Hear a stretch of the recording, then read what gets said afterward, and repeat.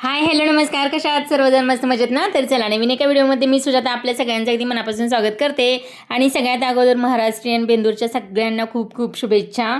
तर खऱ्या अर्थाने महाराष्ट्रीयन बेंदूरला बैलपोळा सुद्धा सण असं म्हणलं जातं. आणि या दिवशी आपल्या शेतकरी सगळ्या बैलांना, जनावरांना जे काही असेल ना, तर शिंग वगैरे रंगवतात, त्यांना रंगवतात चांगलं.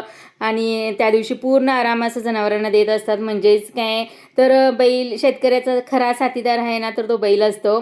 तर त्याच्याबद्दल कृतज्ञता व्यक्त करण्याचा हा दिवस आहे. तर महाराष्ट्रात श्रावण अमावस्येला बैलपोळा किंवा बेंदूर हा मोठ्या उत्साहात साजरा केला जातो. आणि वर्षभर शेतात राबणाऱ्या बैलांना या दिवशी विश्रांती दिली जाते. आणि सकाळी सकाळी शेतकरी लवकर उठतो, बैलांना आंघोळ घालतो, त्यांची शिंगे रंगवली जातात, गळ्यात सुंदर माळा घातल्या जातात, घंटा आणि झूल घालून त्यांना सजवलं जातं.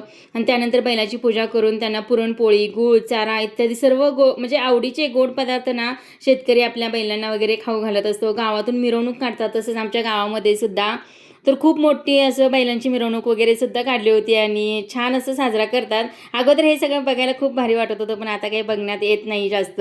तर बैलपोळा सण हा ना आपल्याला निसर्ग, शेती आणि आपल्या मुख्य प्राण्यांवरती प्रेम, आदर, कृतज्ञता व्यक्त करण्याची शिकवण देतो.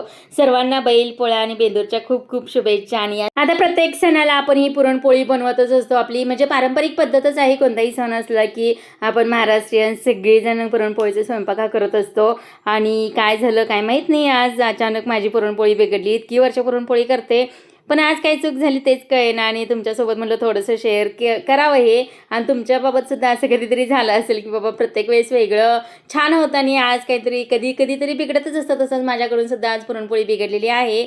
म्हटलं थोडंसं शेअर करावी. आणि काय सगळं डाळ पण व्यवस्थित चांगली शिजलेली. आणि त्याच्यानंतर पूर्ण दरवेळेस थोडंसं पाणी असतं, पण यावेळेस सगळं पाणी निथळून काढलं होतं.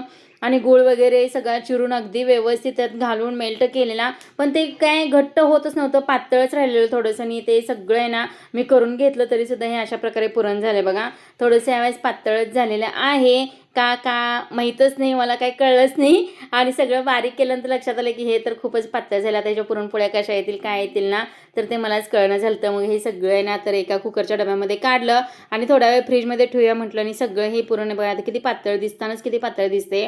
मग आता ह्याची पुरणपोळी कशी बनवायची ह्याचंच खूप मोठं टेन्शन आलं होतं. तर बेंद्राच्या आदल्या दिवशी आहे ना तर हे सगळं मी संध्याकाळच्या वेळी पुरण करून ठेवलं होतं. मग रात्रभर चांगलं सेट होईल म्हटलं, फ्रीजमध्ये ठेवून दे. आणि सगळं ठेवलेलं आहे. आणि दुसऱ्या दिवशी बेंदूर असताना तर ते आमच्या इकडं पाहुण्यामध्ये सुद्धा जायचं होतं, कर वगैरे घेऊन तिकडे जायचं होतं, म्हणून संध्याकाळी आदल्या दिवशी सगळं हे करून ठेवलं होतं. म्हटलं आता रात्रभर चांगलं सेट होते फ्रीजमध्ये. आणि मग उद्या सकाळी उठलं लगेच पोळ्या वगैरे करायच्या आणि तिकडे जायचं असल्यामुळं मग सकाळी गडबड होणार, त्यामुळे सगळी संध्याकाळची तयारी करून ठेवली होती. आणि मग हे सकाळी सकाळी सगळं तयार वगैरे झालं, आवरलं. आणि भजी वगैरेच करायचे होते ना, कांदा भजी. मग कांदा चांगला चिरून घेतला, थोडंसं मीठ लावून चांगलं मिक्स करून घेतलं.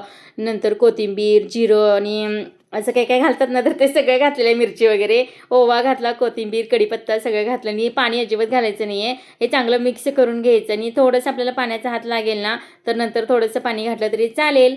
पण अशा प्रकारे कांदा भजी केली ना तर छान लागतात. थोडंसं सोडासुद्धा घातलेलं ह्याच्यामध्ये, सोडा नाही घातलं तरी चालतंय, पण मी थोडासा घातलेला आहे. थोडंसं पाण्याचा हात घेऊन ना छान असं आता भजी हे तयार करून घेणार आहे, कांदा भजी. तर अशा प्रकारे करते. तुम्ही अशा प्रकारे कधी कांदा भजी केलेत का नाही नक्कीच कमेंटमध्ये सांगा. खूप छान लागतात, कुरकुरीत खुसखुशीत होतात. इकडं आमटीसुद्धा आपली तयार झाली होती. तर दरवेळेस असं काही भजी करत नाही, तर यावेळेस म्हटलं थोड्याशा वेगळ्या पद्धतीने करून पाहूया. आणि दरवेळेस असे गोल गोल असतात ना तर तशा प्रकारेच करत असतो, पण यावेळेस कांदा भजी केलेले आहेत. खूप छान झाले. त्याने आमच्या घरी सगळ्यांनाही अशा प्रकारची भजी आवडतात सुद्धा. एकदम कुरकुरीत खुसखुशीत झाले होते. हे थोडंसं सोडा नाही घातला ना तरीसुद्धा जास्त कडक बनतात.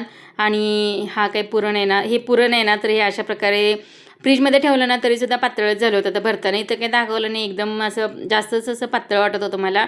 भरून वगैरे घेतला गोळा आणि कणिक वगैरे सुद्धा पातळ झालती का काय काय माहीत नाही, कारण पुरण आणि कणिकेचं प्रमाण अगदी व्यवस्थित असलं ना मग पोळ्या छान येतात करायला. ह्याच्या अगोदरसुद्धा 3-4 पोळ्या करून बघितल्या. मला थोडासा डाऊटच आलेला की हे येणारच नाही आहे, म्हणून मी अगोदर सगळी पूजा वगैरे केली, सगळं आवरलं. दरवेळेस कसं मी जास्त छान जे काही पुरणपोळीचं स्वयंपाक असतं ना तर त्या प्रकारची थीम करत असते आणि छान अशा पुरणपोळ्या वगैरे करत असते. तसंच काहीतरी होतं आणि गडबड पण खूप होती, जायचं पण होतं आणि त्यात पोळ्यांचा स्वयंपाक मग हे असं काही झालेलं आहे.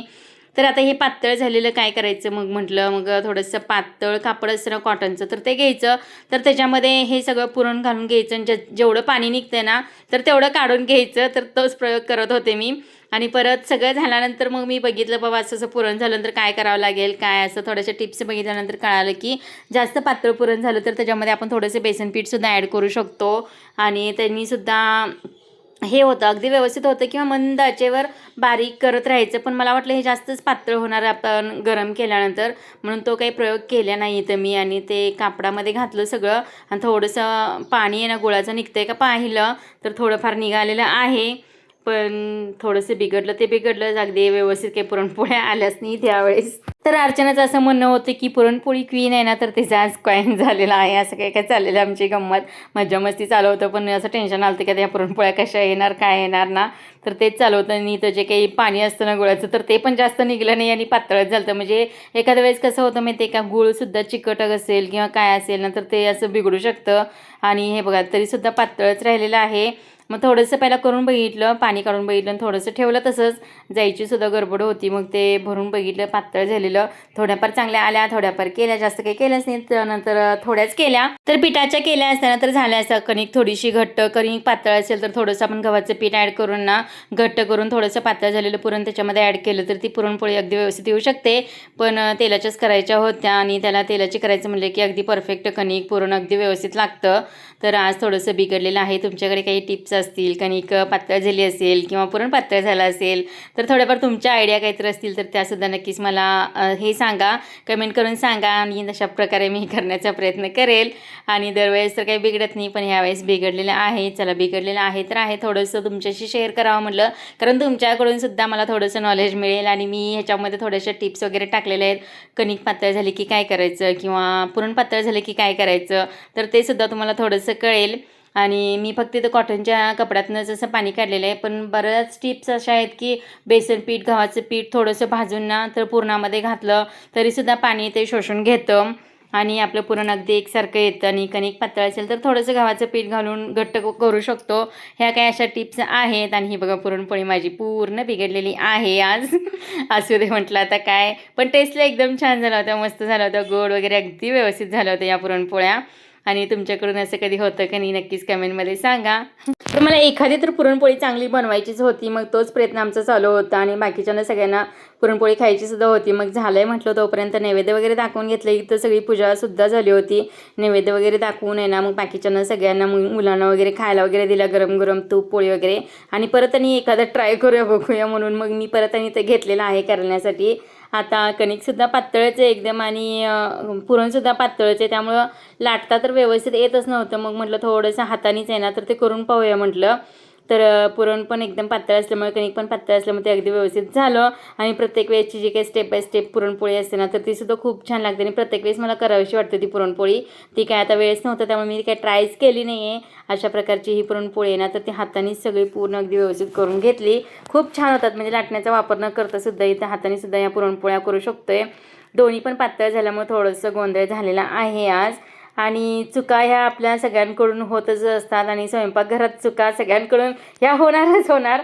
पण योग्य त्या टिप्स माहिती असल्या की प्रत्येकाची चूक सहज सुधारता येते आपल्याला आणि त्या पद्धतीने आपल्याला बनवता येतं. आणि तुमच्याकडे काही टिप्स असतील ना तर ते सुद्धा नक्कीच कमेंटमध्ये सांगा मला. तर प्रत्येक वेळेस पुरणपोळीचा स्वयंपाक हा छानच होतो, पण यावेळेस थोडासा बिघडलेला.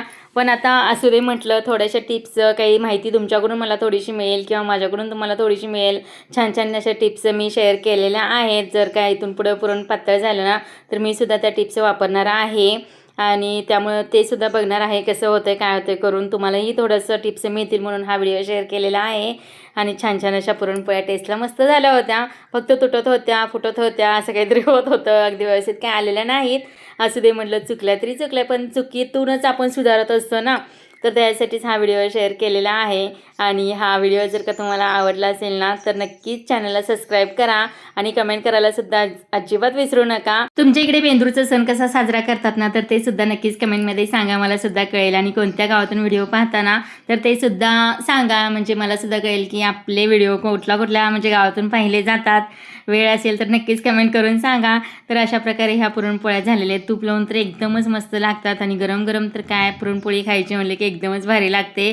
तर शेवटपर्यंत पाहत होते एखादी तर पुरणपोळी चांगली येईल का नाही म्हणून, पण काही यावेळेस नाहीच आल्या. तर अशा प्रकारे ह्या पुरणपोळ्या झालेल्या आहेत. चला, व्हिडिओ आवडला असेल लाईक शेअर सबस्क्राईब करा. भेटू नेक्स्ट व्हिडिओमध्ये. बाय.